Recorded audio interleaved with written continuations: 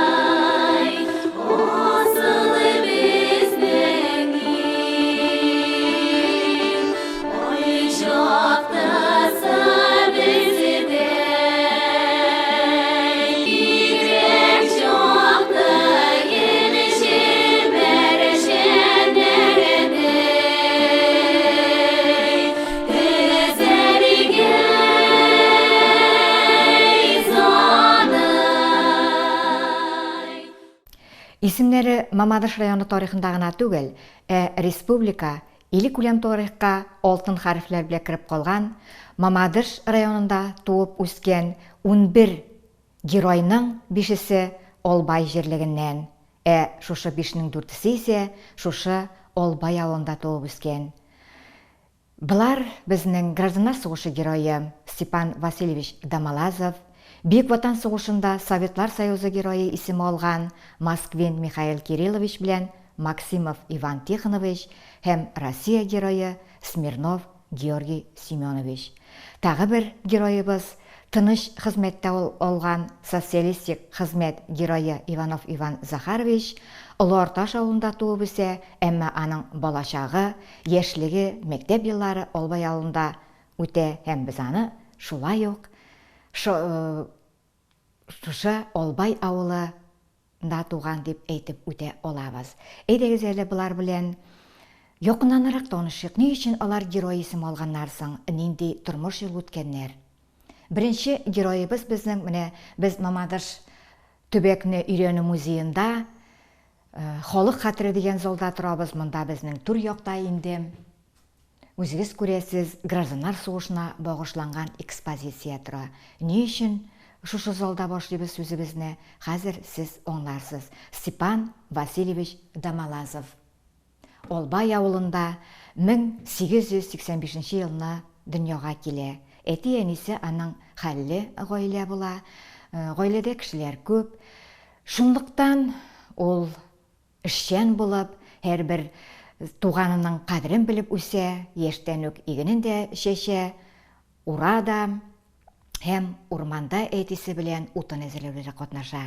Авылда Ширкә каршындагы мәктәпне тәмамлаганнан соң, Казанда Үзәк Керәшен мәктәбендә укып, укытучылык һөнәрен үзләштерә һәм үз районнарына кайтып, Владимир авылында балалар укыта башлай.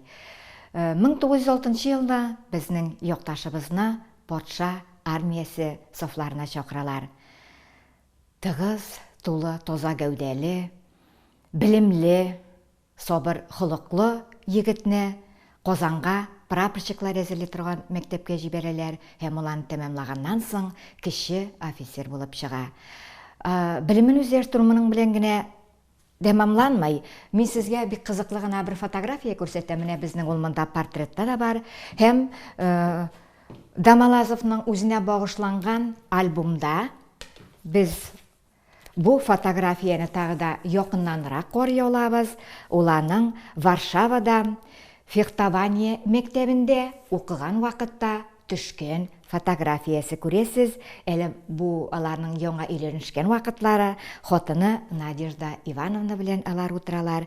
Менә шушы фехтование мәктәбендә укуы безнең якташыбызга Беренче бөтен дөнья сугышында да, гражданнар сугышында да бик зур ярдәм итә. Чөнки фехтование ул шул ук кылыч белән сугышу үрнәкләрендә өйрәнеп була. Степан Васильевич Дамалазов кеше офицер хезмәтендә Беренче бөтен дөнья сугышына да кирип китә. Бу 1914-18 еллар. Ул Көньяк, Көнчыгыш фронтта штабс капитан булып, 161 Александров полкының Лейб гвардиясында штабс капитан булып хезмәт итә. Үзен һәр яктан сабыр гына түгел, нык, ышанычлы, батыр командир итеп күрсәтә. Солдатлары аның куласындагы солдатлар аны үстәлекләрендә менә шулай итеп хәтерләп калалар да инде. Степан Васильевич Дамалазов 1917 елгы Октябрь революциясе вакытында большевиклар тәгълиматын өйрәнә һәм шулар ягына күчә. Шулай да әле ул сугыш кырында сугышуын дәвам итә. Батырлыклары өчен крест белән бүләкләнә, 4-нче дәрәҗәдәге Георгий тәресе белән бүләкләнә һәм 1918 елны Польша гайдамакларына каршы көрәшкән вакытта каты яралану алганнан соң гына армиядән китә һәм туган якларына кайта. Менә монда инде аның икенче төрле тормышы башлана. Ул кайтуга Мамадыш шәһәренә килә, хәрби военкоматка бара һәм безнең төбәкнең беренче большевигы, беренче хәрби комиссар Александр Васильевич Дамалазовның уң кулы булып, аның ярдәмчесе булып, хәрби комиссариатта хезмәт итә башлай. 18-19 еллар бик авыр еллар. Менә монда безнең фотографияләрдә дә бик ачык итеп күрсәтелгән, бу сурәтләнгән гражданнар сугышы вакыты. 1918 елгы Мамадыштагы ак чехлар килгәч, ул Вятка якларына китә. Вятский Полянада хезмәт итә, бер ара Мамадышны калдырып торырга туры килә, әмма алар 10 көннән кире кайтып, шәһәрне дошманнардан азат итәләр. 1919 елның мартында безнең якларга Колчак гаскәрләре килә. Менә шушы вакытта Александр Васильевич Давыдов кушуы буенча ул батальон оештыра. Тарихка ул коммунистлар батальоны булып кирип калган. 600 кешене берләштерә. Монда барысы да коммунистлар түгел әлбәттә, әмма большевиклар тәгълиматын яклаучы безнең якташлар була. Күбесе татарлар, Крешен татарлары, руслар, төрле милләт вәкилләре. Шушы батальон белән безнең Александр Васильевич Дамалазов Грахань янындагы кичүне кичеп, дошманны, Колчак гаскәрен алга таба Тобол шәһәренә хәтле куа. Һәм менә шушы Тобол шәһәре янында батырлыклары өчен ул үзенең беренче Кызыл байрак ордены белән бүләкләнә. Кызганычка каршы бу байрак сугышның авыр вакытлары бит инде документлар югала, ул аны бары тик 1935 елда гына алырга ирешә. Менә сез фотографиядә күрәсез, монда 2 Кызыл йолдыз ордены. Булар икесе дә 1920 еллардагы Белоруссия фронтында алган орденнары, шул вакытта күрсәткән батырлыклары өчен алар икесе дә рәттән бирелә, һәм шулай итеп безнең Степан Васильевич Дамалазов якташыбыз 3 Кызыл йолдыз ордены белән бүләкләнгән кавалер. Бу исә бүгенге көн күзлегеннән караганда Советлар Союзы героена тиң. Ни өчен монда югарылык? Чөнки андый кешеләр Россия күләмендә бары тик 20 генә булган. Һәм без үзебезнең якташыбыз белән, шундый зур югарылыктагы якташыбыз белән шиксез горурланабыз. Алга таба тормышлары ничек була? Гражданнар сугышы вакытында ул 2 тапкыр курслар тәмамлый, үзенең белемен арттыра. Командир булып Сибир якларында да хезмәт итә ул, анда курслар ачып, яшь егетләрне шушы командалык серләренә өйрәтә. 1923-25 елларда біздің Степан Васильевич Дамалазовызны еш Татарстан Республикасының хәрби комиссары итеп сайлап қоялар. Бу урында ул 3 елға якын хезмәт куя, аннан инде 25 ел ахырында Фрунзе исемендәге академияга кирип, тагы да белемен арттыра. Һәм Идел буе округында гына түгел, Сибир якларында, илебезнең башка җирләрендә дә хәрби белгеч булып эшләй. Тик сәламәтлеге бераз кокшап китә. Ни өчен дигәндә, беренче яралану безнең беренче бөтен дөнья сугышында булган иде. Гражданнар сугышы вакытында ул 17 тапкыр яралана. Җыелма 18 тапкыр яралану алган безнең якташыбыз инвалидка чыга, әмма бер урында утырырга теләми һәм Казандагы киез итекләр ясау фабрикасына эшкә керә. 1937-38 еллар безнең тарихта, ил тарихында иң авыр, иң канлы еллар булып кирип калган, чөнки бу вакытта репрессияләр башлана. Безнең якташыбыз да репрессиягә дучар була.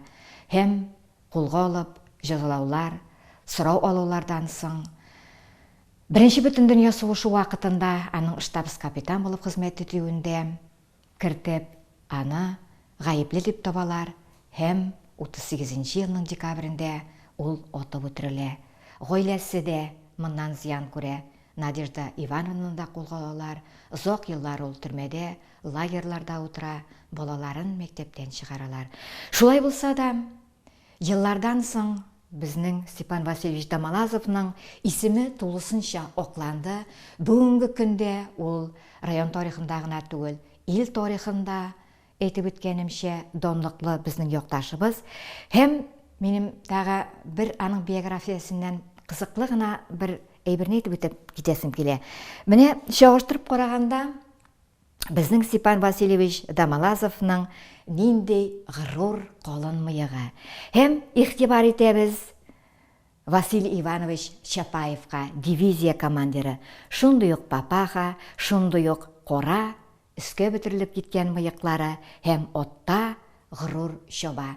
Менә безнең Степан Васильевич Дамалазовны Албай Чапай дип йөрткәннәр. Күрәсез, мин сезгә аңлатып киттем ни өчен. Беренчедән аларның мыеклары охшаш, икенчедән икесе дә курку белмәс, отта шулай итеп чапканнар. Бу гади сүзләр генә түгел, гражданнар сугышы вакытында иңне иңгә куеп, безнең якташыбыз белән бергә утсуларны кичкән аның солдатлары, аның кызыл армиячеләренең истәлекләрендә язып калдырылган. Албай геройлары турында сөйләшүебезне дәвам итәбез. Һәм Бөек Ватан сугышында халек булган, җиңү алып кайткан якташларыбызга багышланган күргәзмә залында дәвам итәбез бу сөйләшүебезне. Быел җиңүнең 75 еллыгын билгеләп үттек. Бу бик олы зур дата. Аны якынайтуда Албай геройлары, Советтар Союзы герое исеме алган безнең якташларыбыз да бар. Шушы сугыш темасын чагылдырган экспонатлар арасында дәвам итәбез бу сөйләшүебезне. Һәм Москвин Михаил Кириллович турында минем әйтеп үтәсем килә. Ул 1910 елда Албай авылында дөньяга килә. Бала чагы, мәктәп еллары шушы авылда үтә. Аннан беренче 5 еллык вакытлары бу. 1930 елда илдә зур үзгәрешләр башлана. Беренче 5 еллык вакытында удар төзелешләр елы. Һәм ил буенча комсомол яшьләргә ташланган чакыруны кабул итеп, безнең якташыбыз Албай егете дә Беларусь якларына китә, андагы удар төзелешләрдә катнаша. Аннан соң инде ул Төньяк Кавказ җиренә килеп чыга һәм монда армия сафларына алына һәм тау укчылары әзерли торган полк мәктәбендә укый. Бу бик авыр хезмәт, әмма ул аны әйбәт кенә тәмамлап чыга. Башта отделение командиры булып хезмәт итә, аннан инде взвод командиры ярдәмчесе була.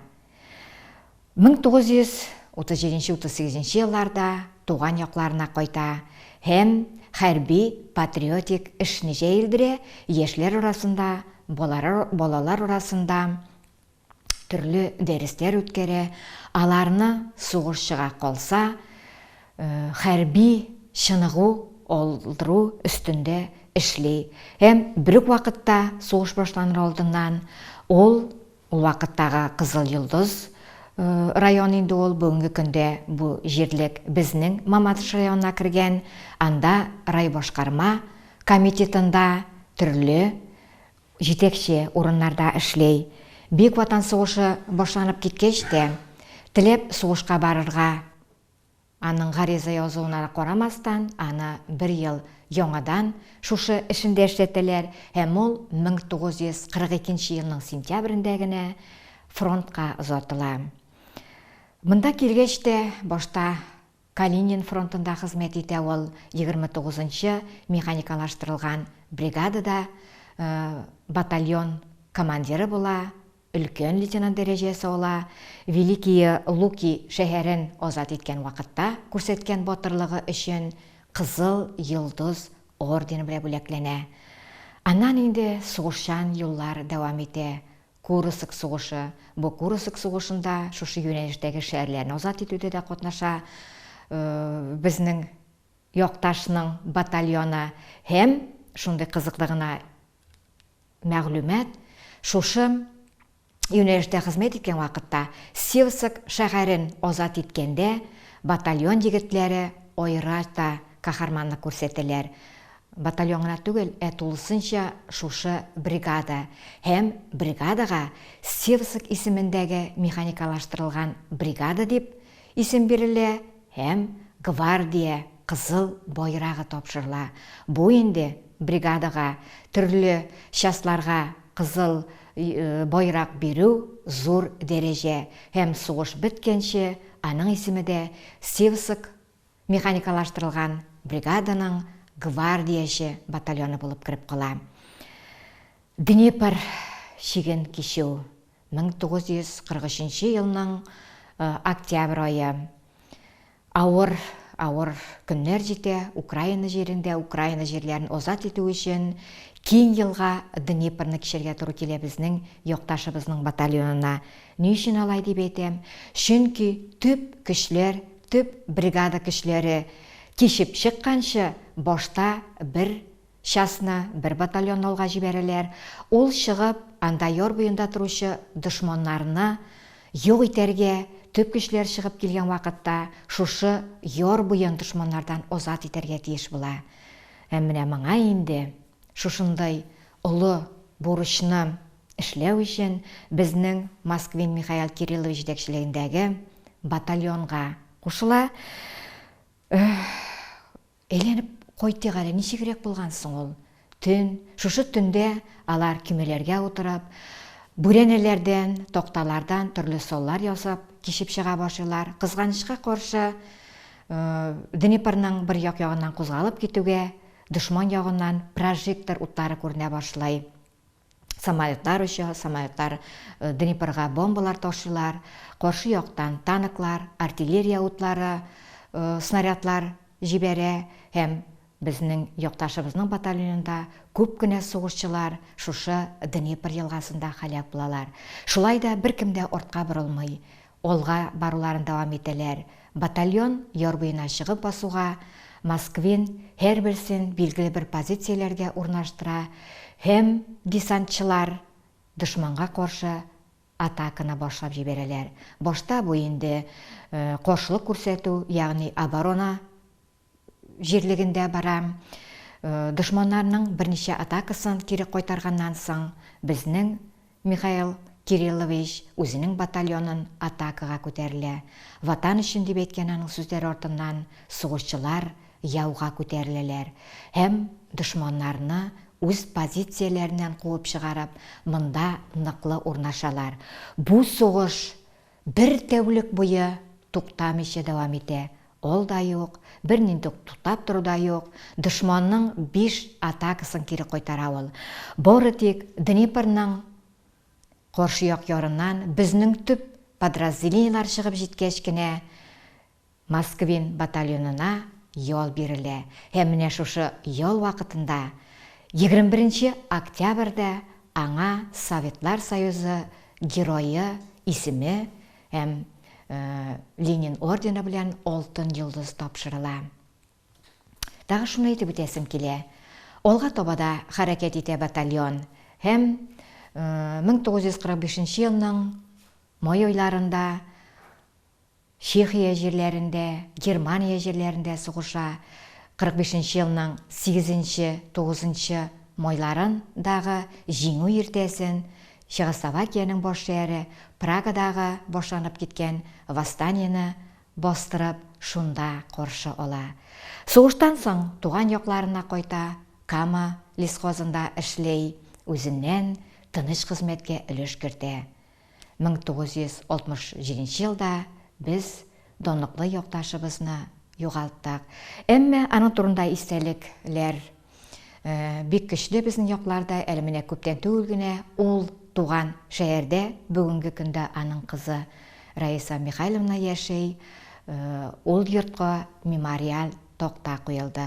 Һәм шәһәребездә аның хөрмәтенә урам да бар.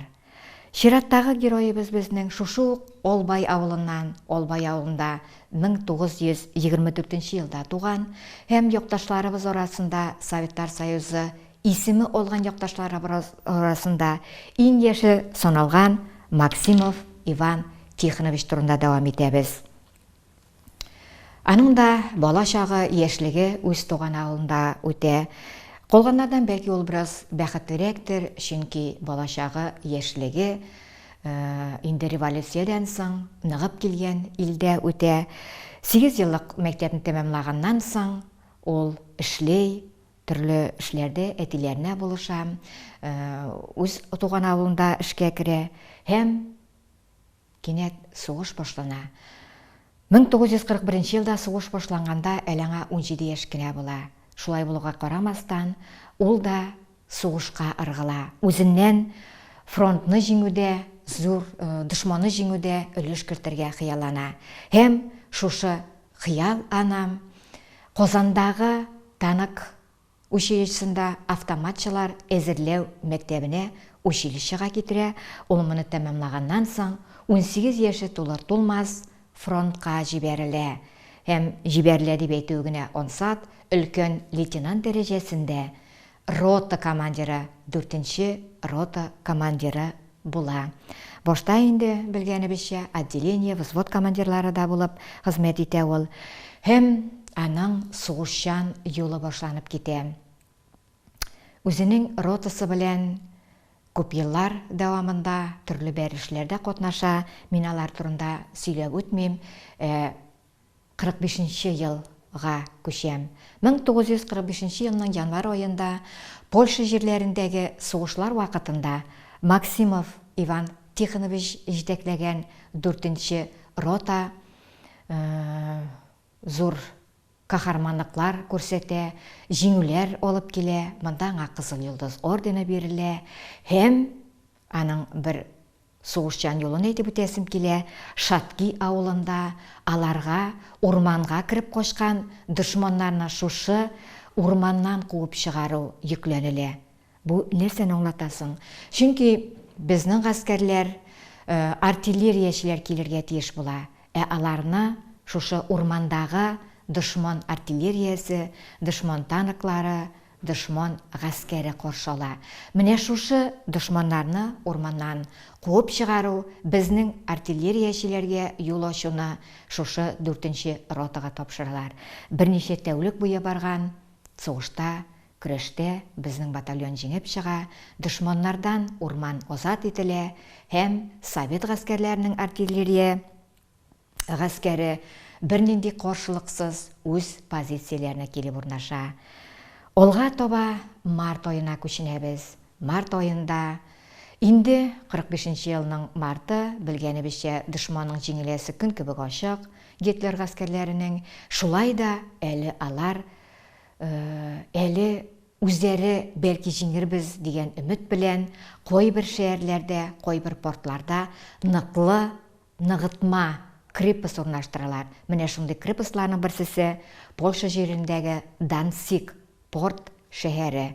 Бу шәһәрне алу өчен Висла елгасын кичәргә туры килә. Москвин шикелле үк безнең Максимов Иван Тихонович ротасы да беренчеләрдән булып, шушы Висла елгасын кичеп чыга. Монда инде алдан әзерләнгән бернинди көймәләр дә булмый. Алар кул астында нәрсә бар? Тиз генә урманда агачлар кисеп, алардан төрле соллар ясыйлар, такта кисәкләрен баулар белән бер-берсенә бәйлиләр, һәм шулар белән елганы кичеп чыга башлыйлар. Яр буена чыгуга Максимов үзенең командирына 4-нче рота бурычны үтәде. Без ярга аяк бастык ди. Тик кызганычка каршы төп көчләр шулай ук кичектерелә. Һәм дошманның 12 танкысына каршы бернинди артиллерия кораллары да булмаган, бары тик автомат һәм граната белән генә коралланган безнең Максимов җитәкчелегендәге 4-нче рота солдатлары каршылык күрсәтергә туры килә. Бу бик авыр бәрелеш була. Уйлап карагыз, танкка каршы автоматчылар, яр буе, артка чигенеш юк, ургып елга ага, алда дошман. Һәм Максимов бу бурычны үтәй. Берничә тапкыр аларга кул сугышына да кирергә туры килә.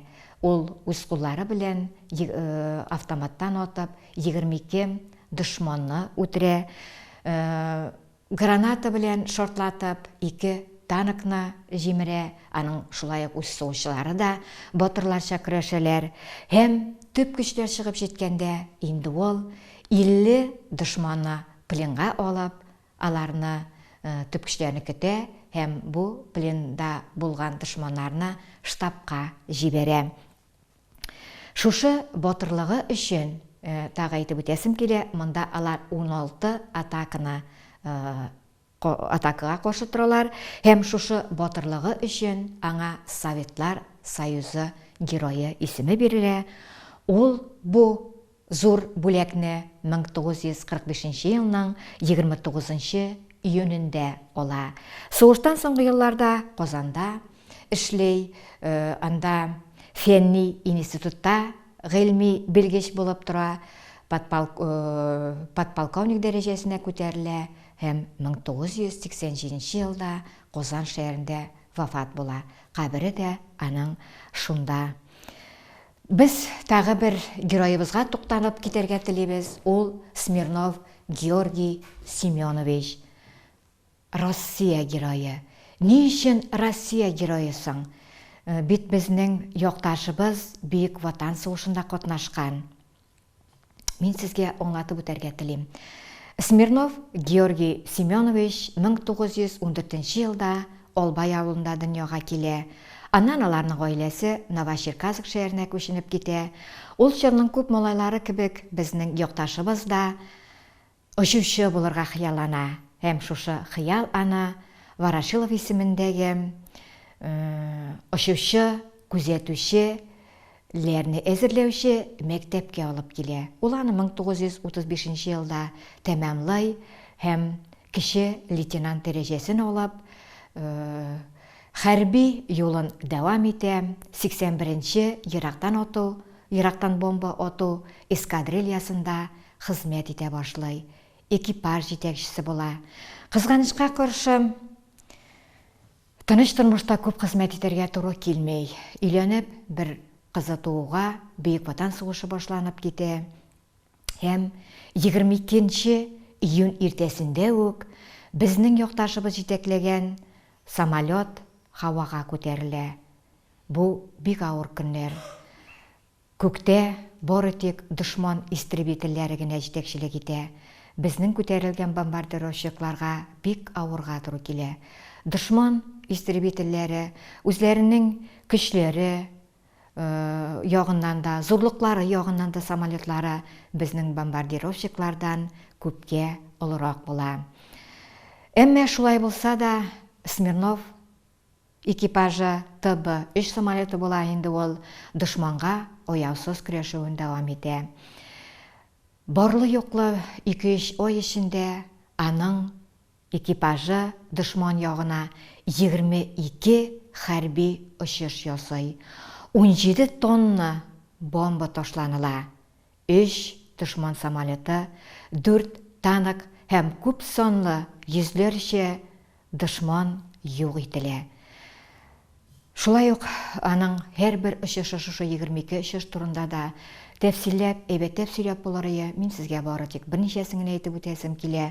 Шуларның берсесе 1941 елның июль айындагы Ок Ширкәү җирлеге тирәсендә булган бәрелеш. Монда безнең яктан булган берничә бомбардировщикка сон ягыннан күп мәртәбәләр артык булган дошман истребительләре ташлана. Батырларча көрәшә якташларыбыз. Беренчеләрдән булып алгы рәттә Смирнов экипажы. Алар бомбаларын соңгысына хәтле атып бетерәләр һәм кире борылган вакытта экипажны 4 яктан да 4 дошман истребителе камап ала. Әйтеп үткәнемчә, бомбардировщик самолет бик кечкенә. Әмма Смирнов чынлыкта да кыю очучы була. Ул нинди генә маневрлар ясамый, өскә дә күтәрелеп китә, аска да төшеп китә самолеттан.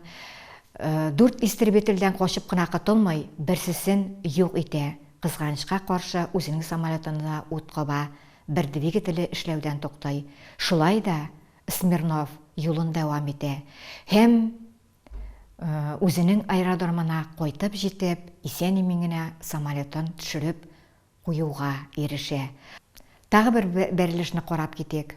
41 елның август ахырында Смирнов җитәкчелегендәге экипажга безнең бер күперне шартлату бурычы йөкләнелә. Ни өчен? Чөнки аннан бу вакытта дошманның төп көчләре чыгып килә. Һәм бомбалар тутырылган самолет шушы күпер өстенә килеп җитә. Смирнов экипажы күп үзенең бомбаларын күпергә ташлый. Шушы вакытта чыгып килүче дошман тулысынча юк ителә, күпердә җимерелә. Кире кайткан вакытта остан дошман аларны күреп ала һәм һавага истребительләр күтәрелә. Яңадан камап алу, яңадан чолганыш, яңадан бәрелеш. Шушы вакытта безнең Смирнов экипажы самолеты бик каты кыйпылчыклардан зыян күрә һәм ничек кенә булса да аны шушы самолетны коткарып калу уе биләп ала.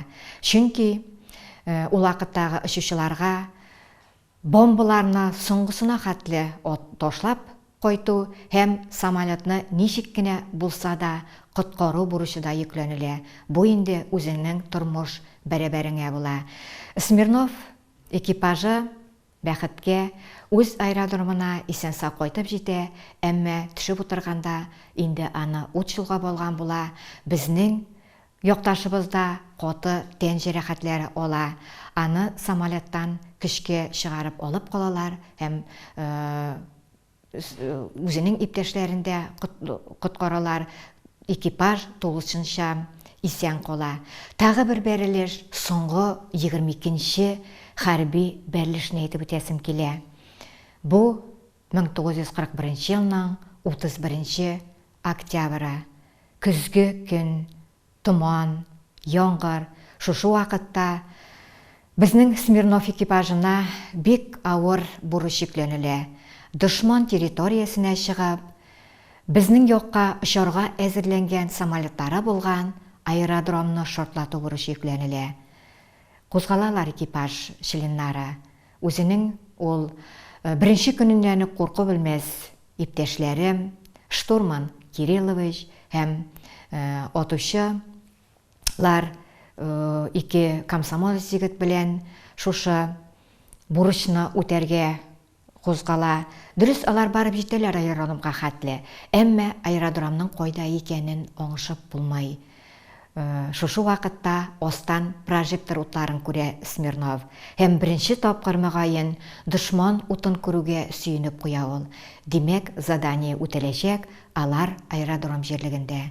Бер артлы оска бомбалар ява. Күп кенә самолетлар, дошман самолетлары юк ителә, әмма кызганычка каршы бу кечкенә генә бомбардировщик самолетын сизеп алган дошман зениткалары ут атуын башлап җибәрәләр. Һәм кыйпылчык диеп самолетка зыян килә. Смирнов соңгы бомбасын ташлаганчы әле шушы бер яктан яна башлаган самолеты белән көрәшә. Өскә дә, аска да менә утын сүндерә һәм соңгы бомба ташланылганнан соң кире борыла.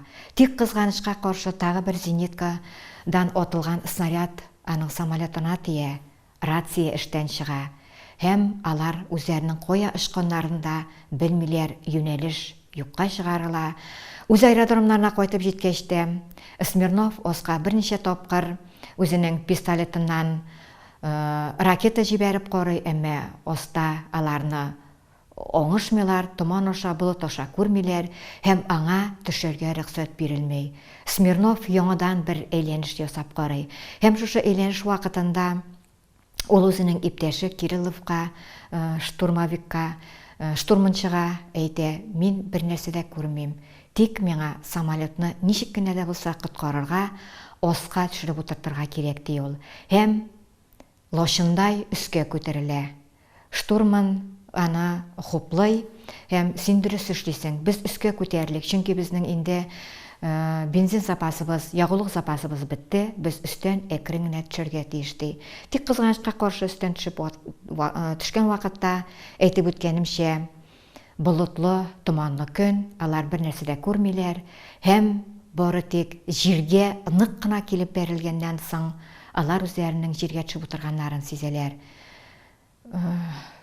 Солдатлар, укчылар самолеттан сикереп төшә. Шул вакытта ике комсомолец егет укчы бик катыңгырашкан тавыш ишетәләр самолет янында. Барсалар, бу Володя Кириллов була. Ул инде соңгы сулышын алып ята. "Мин халак булам. Минем гаиләмә батырларча халак булды" дигән хат язып җибәрегез дип үтенә. Алар Смирновны эзли башлыйлар һәм самолетның яр буеннан, текә яр буенда аска төшеп китәргә бары тик 1 метр гына җир калганлыгын күрәләр. Нинди кыю хәрәкәт иткән безнең Смирнов. Тик кызганычка каршы үзе кан эчендә ята. Аны бер кулы яраланган хәлдә, аңсыз, башы кан эчендә килеш, шушы самолеттан тиз генә тартып чыгаралар. Кызганычка каршы самолетны инде коткара алмыйлар. Самолет шартлай. Ярдәмгә килгән иптәшләре Смирновны госпитальгә җибәрәләр. Аның тормышы өчен каты көрәш башланып китә. 5 ноябрь көнне шушы кыю хәрәкәт итүләре, батырлыклары өчен аңа Советлар Союзы герое исеме бирелә. Кызганычка каршы документлар каядыр югала һәм ул исән вакытта бу герой исемен ала алмый. 9 ноябрьдә каны зарарланып, ул мәңгелеккә күзен йома. 1942 елны яңадан 81 эскадрилья, безнең якташ хезмәт иткән авиационный эскадрилья командиры яңадан Советлар Союзы герое исеме бирелү турында халак булганнан соң тагы бер документ утыра. Кызганычка каршы ул да эзсез югала. Бик Ватан сугышы тәмамланганнан соң тол калган хатыны шушы документларга юлыга, аңа аны иптәшләре әйтәләр һәм ул архивларда эзләнә башлый. Кызганычка каршы үзе исән вакытта күп еллар буена сузылган эзләнүләр аңа бернинди ярдәм дә итмәй, ул Советлар Союзы герое исеме бирү турында документларны таба алмый. Кызы Галина, улы Геннадий үсеп җиткәч кенә алар бу эзләнүне дәвам итәләр һәм 2008 елның 8 мартында Владимир Владимирович Путин безнең Россия президенты указы нигезендә Бөек Ватан сугышында күрсәткән батырлыклары өчен Смирнов Георгий Семенович Олбай авылы егете Россия герое дигән исемне ала. Бүгенге көндә бу батыр якташларыбыз безнең Аллея, бездә геройлар аллеясында, бюстлар рәвешендә басып торалар. Алар исемендә әйтеп үткәнемчә инде урамнар да бар. Менә шушындай батыр уллар үстергән Олбай. Тагы безнең бер героебыз бар. Ул тыныч хезмәттә фидакар хезмәте өчен социалистик хезмәт герое исеме алган Иванов Иван Захарович. Аның турындагы сөйләшүне без алдагы залда, якташлар залында дәвам итәрбез. Сөйләшүебезне Мамадыш шәһәренең туган төбәкне өйрәнү музеендагы якташлар залында дәвам итәбез. Менә минем кулымда Атлантида Иванова дигән бик кызыклы гына китап. Бу залга кергән һәрбер кеше бу китап белән кызыксына, аны укый ала, чөнки бу китап безнең якташыбызның үзенең көндәлегеннән алынган материаллар белән ныгытылган. Иванов Иван Захарович 1927 елны Олбай авылында дөньяга килә. Аның әтисе Захар абай беренче бөтен дөнья сугышында катнашкан кеше. Аннан яраланып кайта ул, төрле яуларда катнаша, окопларда да туңа, бу турыда улына сөйли. Бабасы Иван бабай исә тирә-юнда батырлыгы, көче белән тиңдәшсез кеше булган. Менә монда бер кызыклы гына материал урнаштырылган. Сезгә әйтеп кенә үтәм. Алга таба үзегез укырсыз. 12 кеше дә күтәрә алмаган бер якорны безнең Иван дәдәй күтәргән. Ни өчен? Кайчан? Ансын китаптан укырсыз. Якташыбыз башта мәктәптә укый, әйтеп алда үттем инде мин Олбай авылында укый ул. Аннан инде Бөек Ватан сугышы башлангач, яшь булуына карамастан фронтка ыргыла. Дошманны җиңүдә үз көчен кертәсе килә аның. 17 яше тулгач, 1944 елны армия сафларына алына. Армия сафларына алыну дип әйтү бәлки дөрес тә түгелдер. Бу сугыш вакыты һәм аны сугышка әзерли башлыйлар. Башта частьлар Германиягә китәргә тиеш булса да, бераздан рус-япон чигенә, ягъни илебезне көнчыгыштан якларга җибәрелә. Безнең Иванов Иван Захарович шушы Япония чигендә хезмәт итә, анда алган медальләре, менә монда безнең күрсәтелгән инде юбилей медальләре дә бар монда, андагы батырлык күрсәткән медальләре дә бар. Һәм җиңү китергәнлеге өчен аңа рус-япон сугышында җиңгән өчен дигән медаль дә бирелгән. Кызганычка каршы ул медаль безнең кулыбызда юк, әмма аның улы безгә аны бирергә вәгъдә итте. Һәм бу безнең өчен бик зур реалитет булачак. Менә күреп торасыз, алдымда күп кенә аның уңышлары турында документлар куелган. Сугышка хәтле дә ул башта Шимәрбаш урман хуҗалыгында эшләп киткән була инде. Сугыштан соң да 1949 елда шушы Шимәрбаш урман хуҗалыгына кайта. Башта гади хисапчы булып эшләсә, бераздан аны шушында директор итеп куялар. Әйтүе генә ансат, безнең күз алдыбызга китергән вакытта урман хуҗалыгы ул урман кисү, аның ботакларын чистарту булып кына тоела торгандыр. Әмма ул алай гына түгел. Менә аның шушы китапта әйтелгән бер истәлегендә, менә моннан сез поезд, паровоз рәсемен күрәсез. Мин сезгә аңлатып китәм хәзер ни өчен? Чөнки менә безнең шушы Шимәрбашта әзерләнгән бүрәнәләрне, утыннарны җибәрергә кирәк булган берничә километр читтә паровозга хәтле алып барып, паровоз белән илнең төрле якларына төяп җибәрергә кирәк була. Җәй көне эш ансат, чөнки беләбез, урман юллары чиста, ә менә кышкы вакытларда шушы тимер юллар тоташ боз белән каплана. Кар, боз, яңгырлар яуганнан соң паровозлар йөрмәй. Менә бу паровозлар китерү өчен 13 километр аралыкны шушы Шимәрбаш эшчеләре үзләре чистартырга тиеш булалар. Менә монда инде безнең директор булуына карамастан Иван Захарович үзе дә көрәк тотып шушы юлларны чистартырга чыга. Бер истәлеген генә аның әйтеп үтәм. Бер вакыт ул җибәргән бригада шушы юлузыклык аркасында кире койта алмай, теге якка унарны төяп җибәрәләр, әмма кире якка кайту юлы буран белән каплана. Алып киткән азык-төлекләре дә бетә. Моны белеп алган Иван Захарович үзенең берничә иптәше белән чоңгыга басып, рюкзагына ризыклар тутырып, алар каршына китә һәм аларны ач үлемнән коткарып кала. Менә шундый кызыклы гына тарихи истәлекләр тупланган безнең бу китабыбызда. Әйдәгез әле хәзер аның хезмәт фидакарлыгын, хезмәттәге уңышлары белән танышып китик. 1962 елны безнең Иван Захаровичны Шимарбаш һәм берничә урман хуҗалыгы берләштерелгән Кама урман хуҗалыгына җибәрәләр. Анда башта хисапчы, мастер ярдәмчесе, мастер булып тора ул һәм 65 елдан инде директор дәрәҗәсенә күтәрелә. 1992 елга хәтле ул шушы Кама урман сәнәгать хуҗалыгының аерылгысыз, тиңдәшсез директоры булып тора. Бу вакытта нинди генә зур уңышларга күтәрелми ул. Менә монда 1971 елда аңа шушы урман хуҗалыгында хуҗалыкны алга чыгарганлыгы өчен Ленин ордены бирелүе турындагы удостоверение, орден китапчыгын күрәсез. Бу бик зур югарлыктагы орден. Ул вакытта бит инде безнең сугыштан соңгы елларда 5 еллыклар булды. 8-нче 5 еллык, 9-нчы, 11-нче еллык.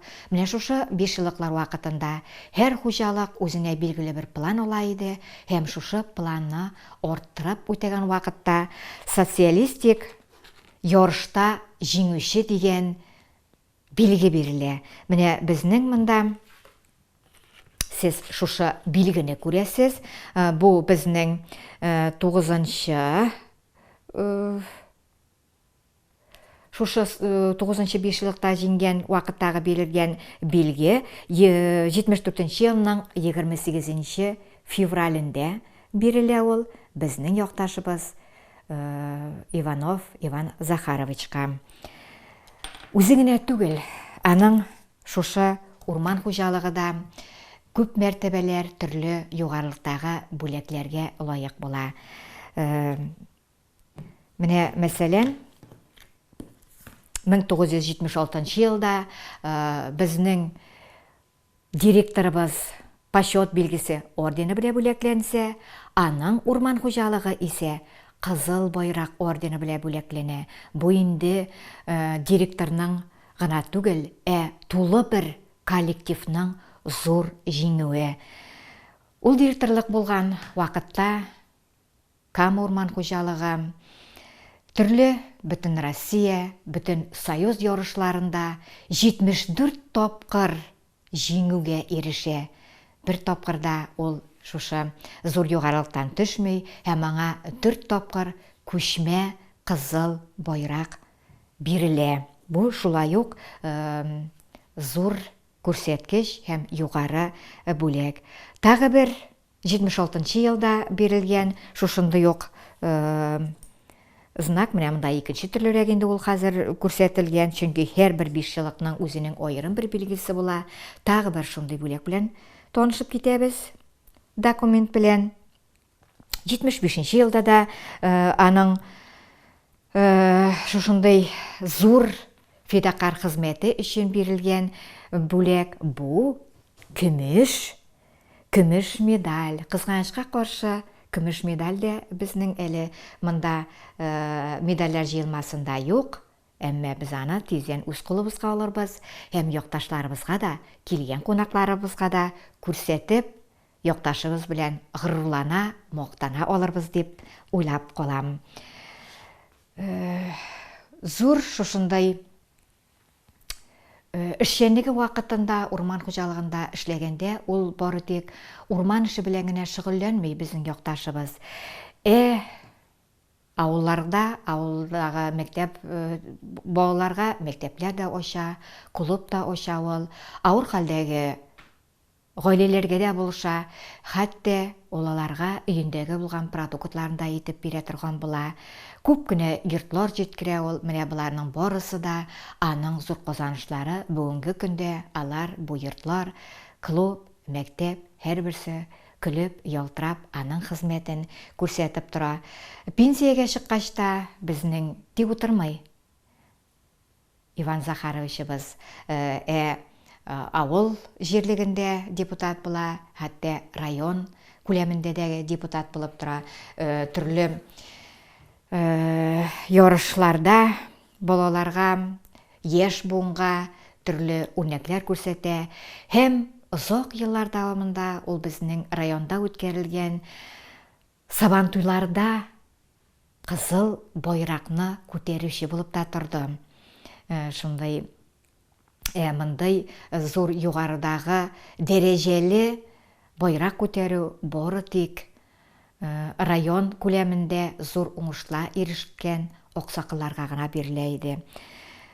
Иван Захарович Иванов үзе артыннан күп кенә истәлекләр, якты истәлекләр калдырып, эш урынында зур казанышлар калдырып, 2011 елның ноябрендә вафат булды. Бу залыбызда без аны онытмыйбыз. Менә безгә әле булган документларның, булган әйберләрнең берлеше белән генә таныштырып киттем. Монда инде без төрле дәресләр үткәрәбез һәм якташыбызны еш кына искә алабыз. Сүз ахырында тагы шуны әйтеп үтәсем килә. Менә безнең гражданнар сугышы герое Степан Васильевич Дамалазов йорты бүгенге көндә исән. Ул йорт безнең Дамалазов туган йорт кына булып түгел, шушы Кама урман хуҗалыгының беренче правлениесе, идарә итү бүлеге урнашкан йорт буларак та тарихка кирип калган.